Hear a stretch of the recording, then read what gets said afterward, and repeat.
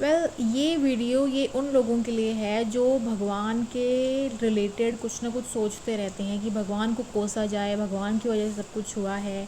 और अगर हमारे कर्म ऐसे हैं तो हमारे जो कर्मों की सज़ा है वो क्यों मिली है, शायद भगवान ने कुछ किया है। तो भगवान को सबसे पहले तो कोसना और भगवान को सबसे पहले बोलना कि ऐसा उन्होंने कर दिया, ये तो बोलना बंद करना चाहिए। जो होना है वो तो होना ही है, ठीक है।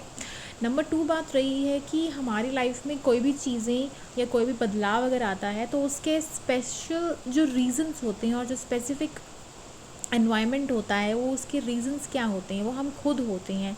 और हमारे किए हुए पिछले कर्म हैं या तो फिर इस जन्म के कर्म हैं।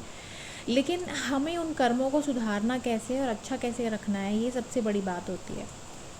तो हम जब भी कोई ना कोई चीज़ लेते हैं, कोई ना कोई चीज़ों को हम पर्टिकुलरली एंजॉय करते हैं,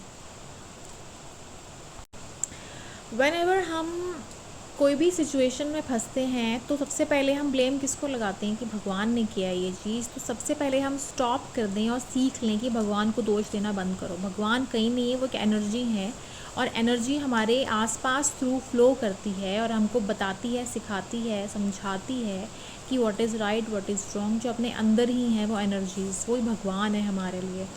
और जो नाम रहे भगवान के, जितने भी भगवान हैं हमारे, वो आए हैं, अवतरित हुए हैं, उनको बहुत बड़ा प्रणाम है। लेकिन जो एनर्जीज़ हैं भगवान की, जो भगवान का जो एक एक सिस्टम है जो हमारी लाइफ में हमें प्रेजेंट करता है, ऊर्जा देता है, शक्ति देता है, वो उनका नाम है, उनका स्मरण है और अच्छे कर्म हैं।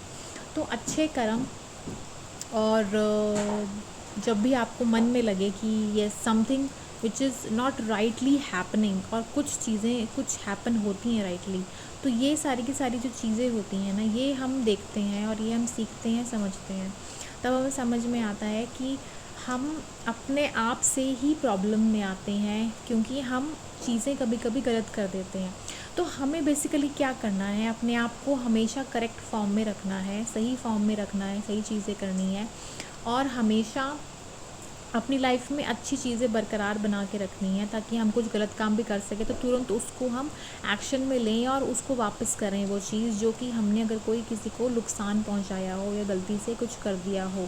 लेकिन हमारी इंटेंशन हमेशा रहनी चाहिए कि हम किसी के लिए गलत ना सोचें, गलत ना करें। हम जब भी ब्लेम लगाते हैं भगवान को या किसी को, तो ये लगाना सबसे पहले बंद करना चाहिए। दूसरा ये होता है कि गलती कभी भी होती है तो खुद से ही होती है। हम जब दूसरों को जब ब्लेम लगाने में लग जाते हैं तो इसमें सिर्फ यही होता है कि हम जब देखते हैं कि भगवान कहाँ है, हमारे अंदर ही है, हम ही खुद भगवान हैं। कुछ लोगों का कहना होता है कि भगवान शायद एक एनर्जी है और कुछ है, शायद बादलों में कहीं बैठे हुए हैं, हमारी पर्ची लिख रहे हैं। और कुछ लोगों का कहना है कि शायद भगवान मूर्ति में है, भगवान हमारे इर्द गिर्द है, हवा में है, पानी में है, हर एक फॉर्म में गॉड है। बिल्कुल है। अगर सूर्य है, सूर्य रोज़ उठता है, एनर्जी देता है, उसका काम है एनर्जी देने का। सुबह उठना, हमने अपनी एनर्जी, अपने रूटीन में चलना, ये सारी की सारी चीज़ें जितनी भी होती हैं ये हमें हमेशा एनर्जी प्रोवाइड करवाती हैं, हमें हमेशा ऊपर तक लेके जाती हैं, हमें हमेशा सिखाती हैं कि हमें डिसिप्लिन में रहना चाहिए, अच्छे कर्म करने चाहिए, अच्छे आवागमन करते रहना चाहिए, ताकि हम चीज़ों को समझ सकें, बेहतरीन से अंडरस्टैंड कर सकें।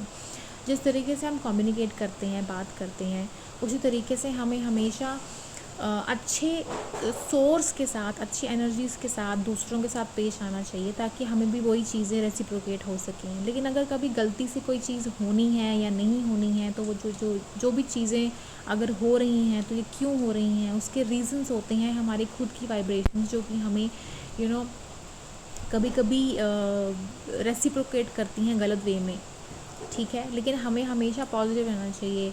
और आजकल प्रेमानंद जी का नाम चला हुआ है, आजकल बहुत अच्छे साधु संत जी का नाम चला हुआ है, तो राधा का नाम लेते हैं, कोई श्री कृष्णा का नाम लेते हैं। तो हमें हमेशा पॉजिटिव एनवायरनमेंट और पॉजिटिव एनर्जीज़ के साथ रहने में हेल्प करनी चाहिए, मदद लेनी चाहिए, उनके साथ रहना चाहिए, ताकि हम अगर अपना कोई काम भी कंप्लीट कर रहे हो तो वो भी कंप्लीट हो जाए और अच्छे से हो जाए।